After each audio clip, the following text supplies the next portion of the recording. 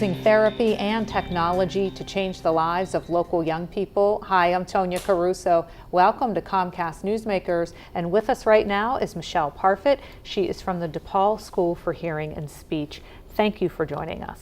Thanks for having me. So DePaul has been a big part of the community since 1908, but really changes in technology have sort of changed your approach when working with young people.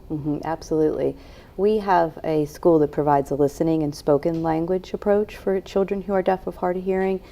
That basically means that we are teaching them to listen and speak without visual supports. So we're not teaching sign language, and we really aren't teaching lip reading anymore either.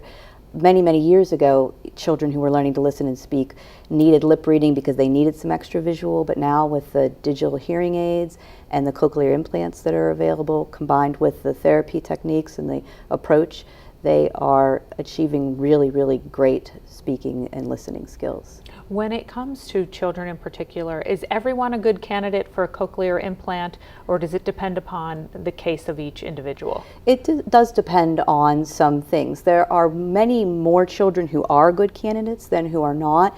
You have to have a working auditory nerve. So the cochlear implant stimulates the cochlea, so the cochlea is not working, the implant stimulates that, but the auditory nerve needs to send the signal to the brain.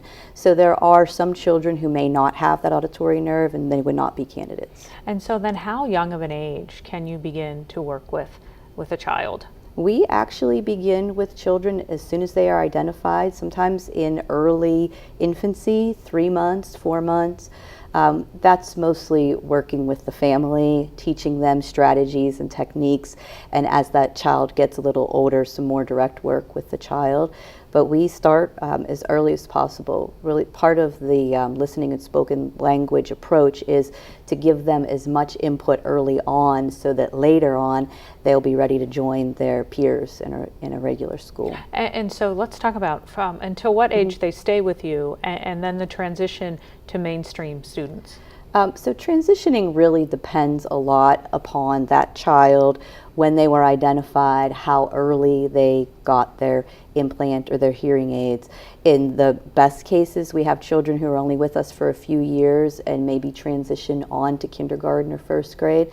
Some of the children who are maybe later identified or have some additional difficulties, some additional struggles may be with us a little bit longer. Some children who didn't come to our school till much later, say 4th or 5th grade, may stay a little bit longer. So we go all the way up to 8th grade. And so when it comes to this, is the younger the better, the idea when it comes to working with children who are hearing impaired to develop language and speech? Absolutely. We want them to be listening as early as possible and as much as possible so that they can develop speech in line with their peers who have typical hearing. So if we can get children fitted with hearing aids before the age of 1, or implants at 1, then they are going to have the best chance at developing really clear natural speech. It doesn't mean that they won't if they don't get identified that early, but the earlier the better, absolutely. May is an important month when it comes to raising awareness. Yes, May is Better Speech and Hearing Month, and that is actually a campaign from American Speech and Hearing Association, so that's a nationwide campaign.